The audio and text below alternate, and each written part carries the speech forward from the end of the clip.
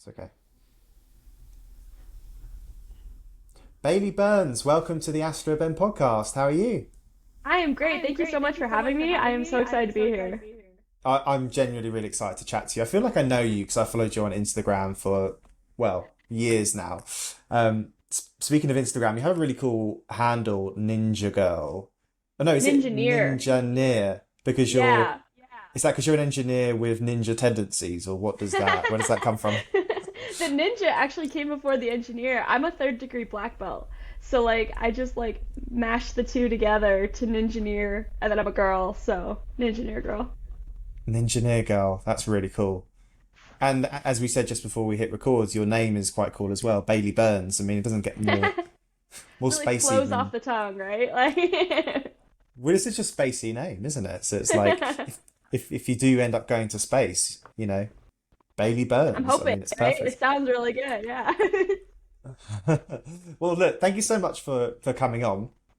Let's start with sort of how you got into space initially. Like, was there a moment when you were younger where you were sort of looking up at the stars and got inspired, or was it something you saw on TV? Was there a moment that you remember as being the spark that set Bailey Burns on a path to space? I really like I hate this question. I love it, but I hate it because I don't have a good origin story. It wasn't like I was watching Star Wars or Star Trek or anything like that. I saw this rocket launch or I met this astronaut. I had some stuff like growing up I had the Big Book of Space, which is like my favorite book, so like I enjoyed that book. I did like Star Wars. So there's stuff there, but overall, I really just kind of kept following my passion. Like I didn't think I could be an engineer, and then when I became an engineer, I was like, okay, so now I have this whole future in front of me. What do I want to do? And obviously, like most people, I just kept being drawn to space, so I just kept kind of chasing that. So it's not really a good origin story, but it's very like I got to follow my passions and really figure out which parts spoke to me. No, sure, and like I guess that's good you're saying that because I think a lot of people, myself included, like don't have like a moment. It's like, and you don't have to, life isn't like an X Factor or a TV talent show where you have to have like a beginning, middle, and end. It's like Yeah. everyone has their own story, and that's cool. Yeah, there was no Um, big music swell of like this is the future, right? That was a little Hollywood, but yeah, a little bit more yeah, normal than that. exactly. So you mentioned you're an engineer. Um, who do you engineer for currently? I currently work for a company called Paragon Space Development Corporation, so we just go by Paragon because it's a long name. And we do life support systems for spacecrafts and spacesuits. So that's like oxygen, pressure control, CO2 removal, all the things that we kind of take for granted here on Earth that you have to think about when you're keeping humans alive in space. Sure. So what's Paragon doing uh, currently at the moment? Are they working with any private space provider? Are they providing spacesuits for, I don't know, SpaceX, Virgin Galactic, Blue Origin? I mean, those are the main ones I know, but I'm sure there's others. NASA, of Yeah, course. no, none of the big What's names their yet, but so we are partnered with Axiom to provide the lunar mm, suit coming up, the moon suit that NASA's asking for. So that I guess is a big name, Axiom and NASA. We're working with them. We have Lunar Gateway Halo that Northrop Grumman is running, so we have that coming online. We've done a lot of other stuff. We were on the Dianetics team for HLS, but that got scrapped and went over to SpaceX. So a lot of different stuff like that. A lot of interest in space tourism and making sure all of these amazing space tourist companies and stuff like that, they have the life support to keep the humans alive because they're focused on like the cool stuff and the media and the like, oh, look at these cool things we can do. We're mm. focused on the keeping humans alive side. Do the would a spacesuit for a space tourist be different to a traditional astronaut? Like, are they designed to be like less? I guess you can't be less claustrophobic or anything, Yeah. but do they differ at I all? I mean, don't I know. would say like we're still kind of in those initial phases, so like it's kind of hard to tell. But I would say that the tourist astronaut doesn't need like as much functionality, mobility, all those different things. The NASA suits are like they've got specific parts like measured to the fingers of the astronauts and everything like that. The space tourists probably don't need that level. They're probably not out there for 8 hours, so they don't need it to be quite as heavy and extreme. So yeah, it's probably going to be a little bit different. Yeah. Mm. And I guess as you get, different types of people going to space as well. I remember uh, the the spacesuits on the International Space Station. I think there was only like gloves, for instance. There was only like a certain type of gloves, which for people of different body types, not one size fits all. So I guess like as more and more people get to space, they need to be more adaptable to different body types. Yeah, 100%. So I you can't tell this because I just a little.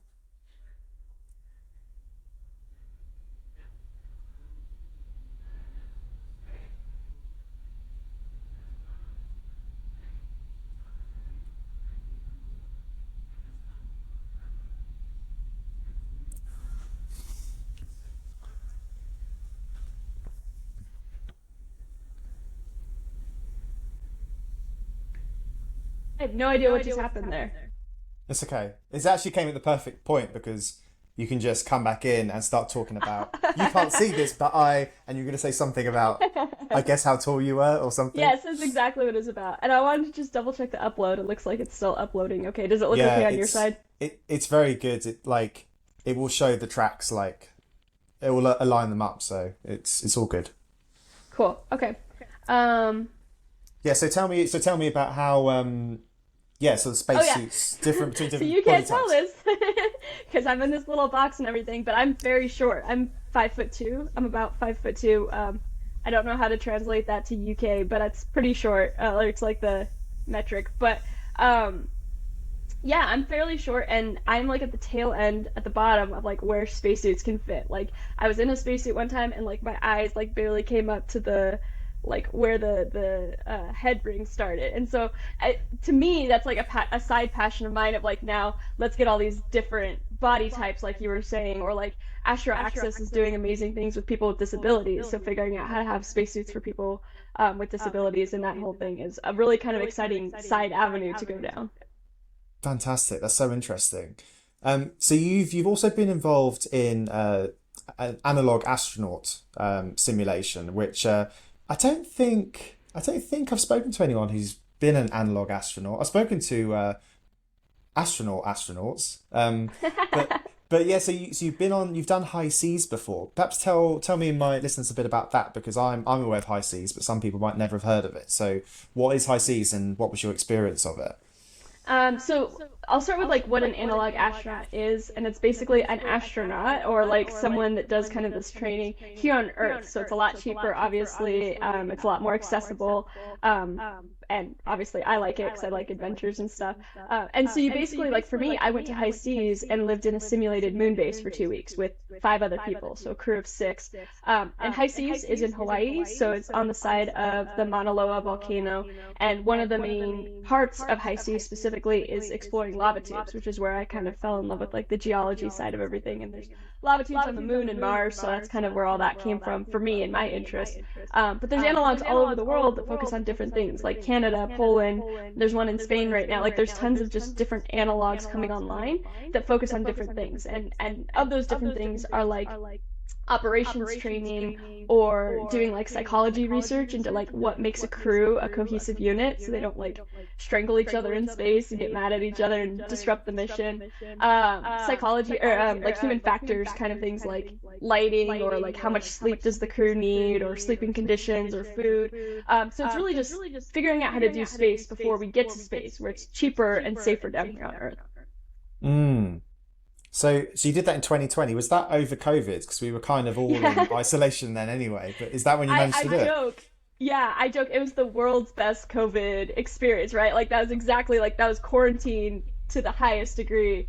But I went in September, so things were starting to kind of even out a little bit. And High Seas had figured out the protocol to have people still come in safely and everything. And we were the first mission back from the COVID shutdown. So that was like we were the guinea pigs for how to handle COVID safely.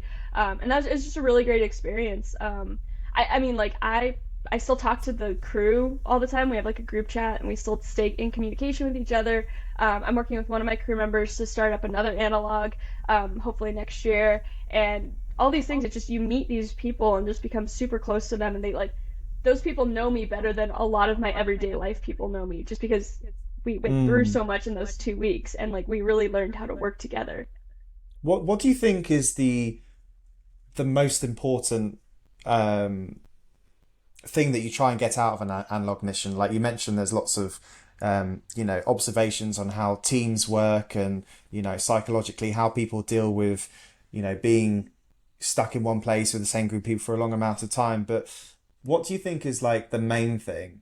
Is that it, or does it depend on the mission? Because I guess some missions you might be trying to, look at a particular area of science, or maybe an EVA suits. There might be certain things that you're trying out and testing. But what's the main function of them, do you think? Oh man. So many things. Like you kind of said, each analog has its own specialty, so you can really pick and choose in that sense. I would say, well, there's a great saying that's if you leave the analog the same person when you went into it, you did the analog wrong. And I think that's like the best way to explain analogs. And what I got the most out of it, just as a participant, was like you really get to know yourself and things you got to call yourself out and be like, oh, that's like a negative thing that I do that disrupts the crew, and I need to like work on that personally so that that doesn't happen in the future. And so now I have that kind of insight about myself that I can take, so I'll be ready for space as well. Mm. And I guess as the space economy is blowing up, and there's more and more people being attracted into the industry, it also helps. It's great for people to put on their CV. It's like, if you do actually want to be an astronaut, it's a great sort of, it's the closest you're going to get to actually simulating, would this actually be fun? Or is this something that Yeah. actually, Do I like this? Some people yeah, might not like being in a habitat with five other people, and I get that, like there wasn't a whole lot of shower water and everything like that. Like it was kind of an experience. So learning mm, if you're good for that environment's good for you, all those different things. And am I correct? The one in high seas is particularly um, useful for simulating Mars because it's quite a rocky area. It's quite sort of volcanic. So geographically, there's very interesting terrains, and it gets very cold at night. So I think it's as close as you're going to get, as opposed to being, I mean, you could be out in the desert, but obviously that's not as practical. But geographically, high seas is quite a good location for it, isn't it? Oh my gosh, like I said, one of the highlights of high seas is the geology that you can learn and like you said, kind of be a part of and experience from that. Because when you're sitting there, it really was like you were on a different planet. That was Mm. like the landscape and everything. Like you could see another volcano in the distance, and you're like, oh yeah, Earth. But like immediately around for miles is just this lava field that makes you feel like you're standing on Mars. Mm. And I imagine for a lot of people, probably the hardest thing is being without your phone. I assume you're without your phone for 2 weeks. Yes. Yeah, yeah. You can email. You still have your email, but it goes through like a 7-minute delay, which is what they experience, like that delay in communication. Um, so I was able, like my mom, I was struggling one of the days, and I was able to email my mom, and she was able to email back some good mom advice and everything like that. And I was able to kind of stay in contact that way. But other than that, like we had to go through Capcom to get even like documents for research and stuff like that. Everything was like gone through this filter, I guess. And that was an experience of like social media cleanse, right? Like that's what people do. That was Mm. 100% exactly what it was. You're really cut off from the world. You really are in this your own little world. It's probably quite a good thing for people who are perhaps being obsessed with social media too much to try and get them to Just go cut go it for a cold little turkey. bit. Yeah, do an analog mission, go to Mars for a couple of weeks. So Yeah, you because it's mentioned not like you've got so much going on. It's not like you're thinking about social media. You've got all these other things. So. exactly. So you mentioned there might be another mission next year. Can you say about where that will be, or where you hope it will be? Yeah, of course. I would love to talk about this. So, me and my friend Elliot, he was in my analog, and another Elliot Roth, and he was in my analog, and that's how we got to know each other very well. And he's got a whole team he's bringing on board. But we're trying to start an analog called Mares, and it's actually going to be at sea. So it's going to be like on a pirate ship, like a traditional sailing ship, and the EVAs, the spacewalks, are going to be scuba dives. And the intention is to go help clean up the LA coast from the purple sea urchins, which have kind of overrun the coast. And we're going to replant the kelp forest, remove all the extra purple sea urchins, and really build up that ecosystem that humans have kind of destroyed. And we eventually want to reintroduce otters to the area. And I'm really excited about this mission because the purpose of it is save Earth using space, is what I say. Like we're using all these space things, but we're not. Very few space people have this idea that we're just going to go to Mars and forget about Earth. All the space people I know are very much like Earth activists and climate activists because you realize how precious Earth is. So that's one thing I really want to push with this analog is like we are a planet as a part of all this. It's not one or the other. I love that. So as part of that, do people who want to partake in the mission, do they need to be sort of scuba diver, professionally qualified scuba divers, or like is there a certain barrier for entry? I would say we have pretty light requirements for most of the things because we want to get this diverse group coming in. But the scuba diving thing is the biggest part of our mission. So that's like our biggest criteria is like be scuba certified. If you're not, I can like help figure out how to get you scuba certified, or maybe there's a role on the ship that doesn't involve diving. But the diving's going to be the coolest part. So yeah, we want the scuba divers. I assume you're a diver, by the way. You're sort of yeah. So where did all the other stuff. Yeah, wow. So when did you first discover that, and did you do that as part of a sort of because you saw the similarities between being in space and being underwater, or was it just by coincidence?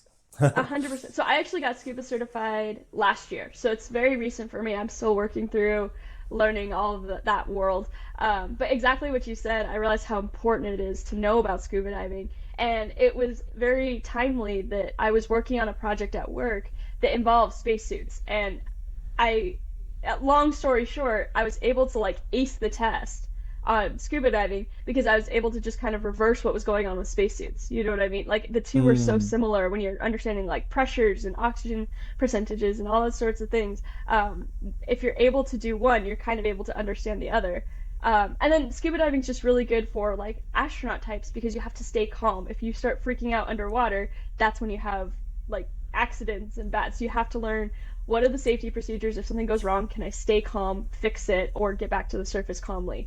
So it's just like all around a great thing to do. Absolutely, and that's probably what analog missions do so well. It's that sort of mental strength. It's testing your mental ability.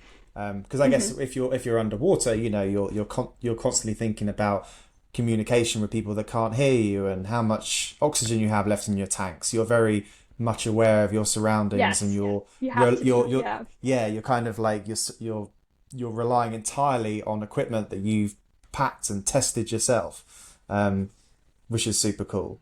100%. And had this great and then I completely forgot it. But yeah, you hit the nail on the head. That's exactly what it teaches. Yeah.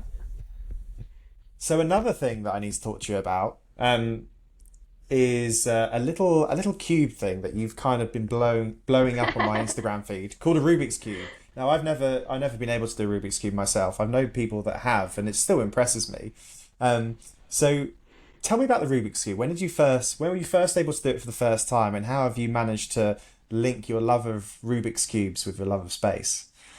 That's quite a story that I was not expecting in my career, but it's a good story. So, I learned how to solve the Rubik's Cube when I was like 12 years old. I was in 7th grade, and my math teacher at the time basically was like, hey, anyone that wants to learn how to solve a Rubik's Cube, I'll teach you at lunch. And so we all went up to her room, and we learned how to solve the Rubik's Cube, and it was great fun. She also was the first teacher to give me a C in math, and I like to say that just so like people know. I got C's in math a lot. You don't have to be an A+ student to do cool space stuff. But you just need to know how to solve a Rubik's Cube. I'm kidding. You don't need to know how to solve a Rubik's Cube either. But anyway, so moving on, I kind of just kept it. I would solve Rubik's Cubes if they were around. It was fun to do, blah, blah, blah. And then about 2 years ago, I decided I wanted to go on a ZeroG flight, which is the parabolic flight where on the downslope you're basically in simulated zero gravity, and that's how like the astronauts do their training and everything like that. And I was like, that's the next adventure. I want to do that.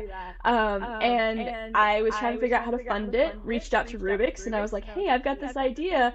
If I solve a Rubik's cube in ZeroG, would you guys, sponsor me a little bit of money so I can help pay for this? And they were like, how about we pay for the whole thing, we make this a big like social media outreach, STEM outreach type of thing. And then I was kind of launched into this journey of learning how to solve a Rubik's cube fast enough to do it in a single parabola. So it's about under 20 seconds. I couldn't solve a Rubik's cube that fast at the time, so I had to do a lot of training, and really just figuring out what are the issues in zero gravity that I can apply to the Rubik's cube of like cognitive abilities and 3D spatial awareness, and how does all that kind of go out the window in the chaos of zero gravity. That's so cool. Well done on you for finding that and linking it together. Because that is weird link, right? No, but it's smart because that's one of the things which people are faced with when wanting to do things like a ZeroG flight is like, but it's expensive to do. You found a strategy to do it, which is fantastic. Why do you think Rubik's Cube is so sort of inspiring to watch? Do you think because it's obviously different colours, so it's quite visual? Do you think that sort of works in a ZeroG environment because it's like it just looks cool? Do you think that's part of it?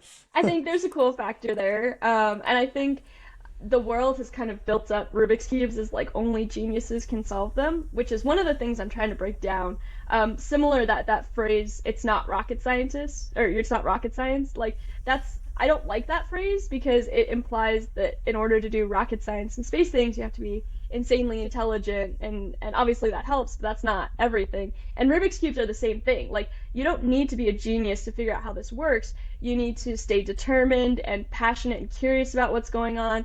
Look stuff up online if you get stuck. Reach out to people who know how to solve the Rubik's cube. And that's way more what engineering is about. Like, that's how you engineer things. So Rubik's cubes are a good segue into actually how STEM works. Can I assume that one of your goals in life is to be the first person to do a Rubik's Cube in space? You can assume that, but I actually think one of the Axiom private crew members brought up a Rubik's Cube, and so I saw a video of him messing around with it. So I think the first is out the window, but that doesn't mean I can't be the fastest. So now I'll just be the fastest Rubik's solver. You can be fastest, youngest, you can find another way to be first. Yeah. Well, that's first person on the moon, right? I could be the first person to solve a Rubik's Cube on the moon. Yeah, exactly. That will look even more striking on the moon with nothing but grey, but you got the blue and the red and the green. So you obviously own the Rubik's Cube concept, which is super cool in the sort of space science communication side. Do you think people listening to this, what advice would you give to them? Like, do you think that people who, you're obviously an engineer, and some people that want to be in the space science communication, like myself, are not engineers. So do you think having something that's outside of the industry is quite a good hook, for getting people engaged? Like, what advice would you give to people who are trying to find a way of how to get to space stuff, yeah, kind of thing? Or even just kind of inspiring people that aren't from the industry through something like a Rubik's Cube? What I always say is you have to find what your passions are here on Earth before you take them up to space. Like, whatever you like on Earth, we're gonna need in space. Like, if you're into Rubik's cubes, right, that ties to space somehow. If you're into or like, actually a good example is the Apollo era. The spacesuits were actually sewn by your everyday kind of housewife seamstress, because they were able to sew tight enough sewing things. I'm not a seamstress, but they were able to do that tight. Yeah, seams. Yeah, to really make that suit work. And even now, our spacesuit lead at Paragon, he got his start as a costume designer. So like, these things here on Earth that you absolutely love have an application up in space. And that's the biggest thing to remember, is whatever you're doing, we're going to need that in space.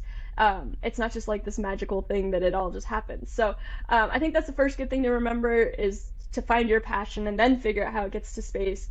But then also, especially if you're a science communicator who isn't like an engineer, doesn't have that technical background, that I would encourage you to still learn those things. Like, you're not going to go to school and like do that sort of stuff, but there's YouTube videos out there about how this stuff works, and you can figure out the things, how they work. Everyone is technical, like everyone has that like need to understand why and how.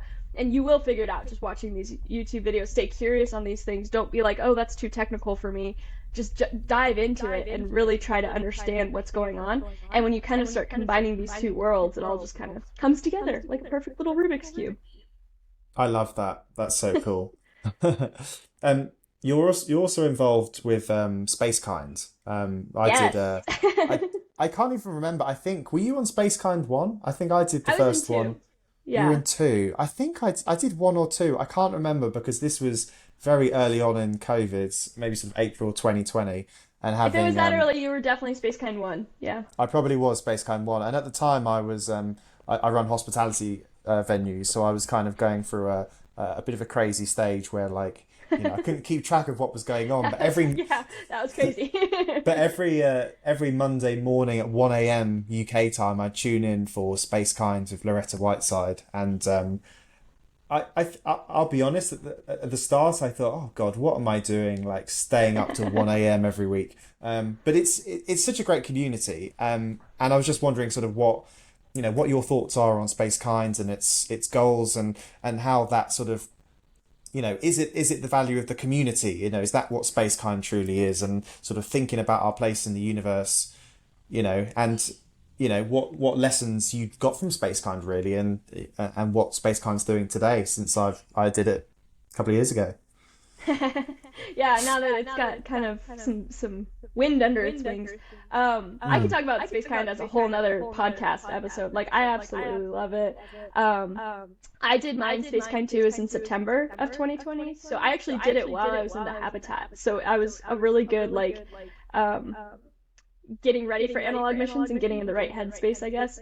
And I guess I can talk about what Spacekind is. It was created by Loretta Whiteside, and it's essentially just a new way to look at things, I guess, and live your life more authentically and with higher integrity, better discipline, so you can really be your best self when you get up to space. And Loretta's first book is called The New Right Stuff for that reason. It's not the old school test pilot, shove your emotions down and get the mission done type thing. It's about bringing out all that junk, like the things that you're scared of, the things you wouldn't tell anyone, that's actually affecting how you communicate with people or how you achieve your dreams, like the things that are holding you back. We pull that out into the light, we talk about it, we figure it out, and we do it as a team, which you were talking about. That community is absolutely amazing, so that when you do get the chance to go to space, you leave all that junk back here on Earth, right? Like escaping Earth's gravity well is hard enough without all the like ego and stuff. So it's helping you get to that next stage to really be a space leader, I guess. And I love it. Since then, I've been a TA for every class since. I have led my own class since then, so it's something that I truly believe in, and I'm trying to bring to as many people as possible. And I could go on and on about like the different values. One of my favorites is just learning how to have hard conversations in like a respectful, positive, how do we do this together kind of way. Because people try to hide those things, and that's when you get disasters. When people try to hide information is when things blow up on the launch pad. And so if you pull out all these conversations and really talk about them, space will be a little bit smoother. That's fantastic. And actually, on my Spacekind, Sian Proctor was in the class, and it was only, I think, she was just, to me, she was just like someone else in the States that was doing the same course as me, and then, we didn't hear from her for a bit, and then suddenly she's like, wow, Inspiration 4. That was pretty cool. So it does show. Sian is how I got tied into both the Analogue and Spacekind. Like she's one of my mentors, and she has just dragged me into all these amazing opportunities that helped get her to space, right? Like these paths is how she was able to get ready for Inspiration 4. So when that opportunity came, she was ready to accept it. I can't say enough good things about her as well. No, she's incredible. I've actually had Hayley Arsenault on the podcast. But I would love to speak to all the Inspiration 4. Sian's next. Get Chris in there. Get Jared. Yeah, I know. I've got to work my way through them. I've had Scott Petit on as well, who's mission pilot of Polaris Dawn, which super cool people, but very, very down to earth despite their experiences. That's what I love to say. Space people are so down to earth, right? Like they really are. They really are.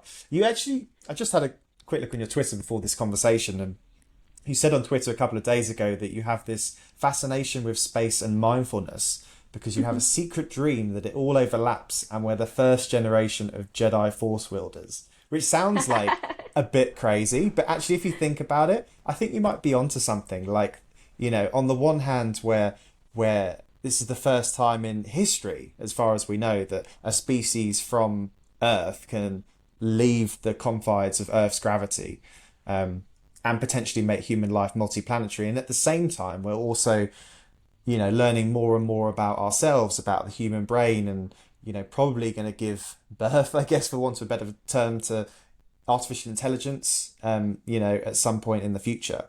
So I was just kind of wondering about your, I guess it's almost sort of a sort of philosophical, spiritual view on the role space has in us as humans. Like, do you think that space can give us not just the answers about why we're here, but it can help us sort of ask the right questions about why we're here? And, you know, that's why I thought there was something, I think you were joking in that tweet, but there is kind of some truth in it. It's like, space is like everything. There's definitely some truth. Like, I made it like a little joke because it's Twitter, but like, getting a little bit of goosebumps just hearing you talk about it, because this is what I truly love. And it comes from all of this of my love for space, my background in martial arts. You know, I've been doing that for 23 years. That's the majority of my life has been around martial arts.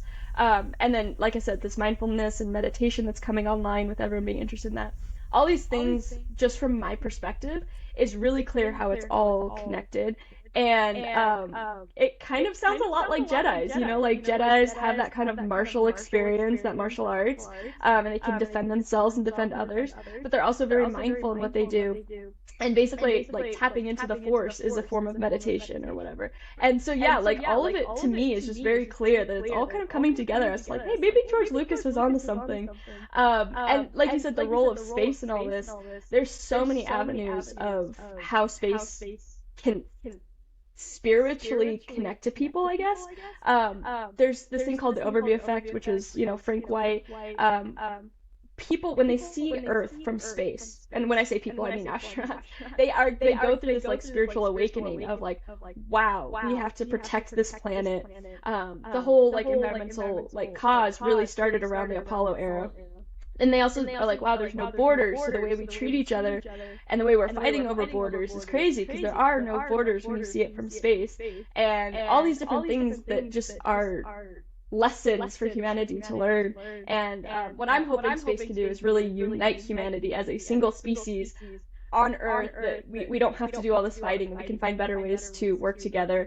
I think that would be valuable. My master's degree is in situ resource utilization, which is using resources in space, like asteroid mining and that kind of stuff. And what I like to always say is, I got my master's degree in this, and I still think the most valuable resource is going to be the overview effect. Like, I still think that that's what's going to change humanity and how we interact together.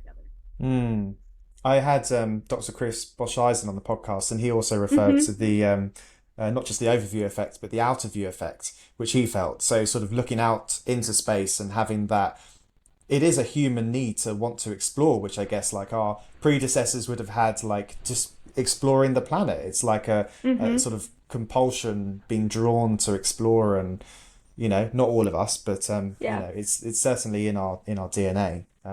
I love that, because I've heard his speech on that, of when he like turned outwards and looked into the darkness, and that man is an explorer through and through, right? Like, he felt it in his core that he had to go further and figure out why and how and all those different things. I relate to that, so I love that speech, because not a lot of astronauts talk about that, right? Like that extra step of looking out. I think that was a really brilliant concept that he came up with. Absolutely. Well, look, just before you go, because I've really enjoyed chatting to you, I'd like to ask you about what your aspirations are for the future, because you're obviously, you know, young, you know, and you've got a long career ahead of you, and you know, I'd like to get you back on the podcast in a few years, 5 years, who knows, because I want to do this podcast for a long time, and I'll hold you accountable to those goals. So being brave and you know, not caring what people think. What do you want to do personally in the space industry, and how do you think the space industry is going to change in the next few decades in the future?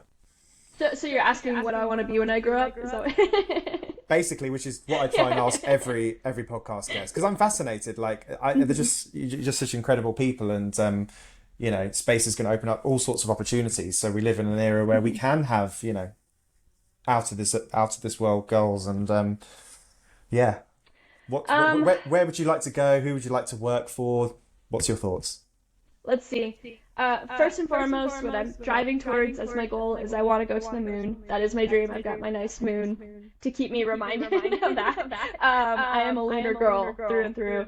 And I would love to go to the moon and help kind of set up that infrastructure for having a more permanent presence on the moon, specifically in a more sustainable way, and like doing that as clean and not as invasive as possible, making sure we do that the right way. And all of space, that's kind of what I hope to do, is work through how do we do this, but how do we do this correctly? Where it's not just about humans, it's about everything involved. And other than that, like I said, everything is just kind of leading to that point. So some of my goals along the way, I want to keep working in life support because I love like working with humans and how to keep humans alive, and that is just a really fascinating question to me. So I want to keep doing that, keep working with spacesuits. I really want to get into like public speaking and getting people excited for this outside of the space industry. Like I want to make sure that other people who don't fully understand what's going on here feel like they're connected to the space industry and therefore through like that to Earth, and have this like full community thing. I want to work through that. I do have an idea for a book, so since you're holding people accountable, you can hold me accountable for a book that I have the title for, nothing else. And yeah, I just want to keep pushing humanity forward. I want to keep working in these roles that will bring people together, talking about these concepts of space kind and mindfulness and all those different things, and keep that up as well. Bailey Burns, it's been great to chat to you. Thank you so much. Thank you. It was so much fun.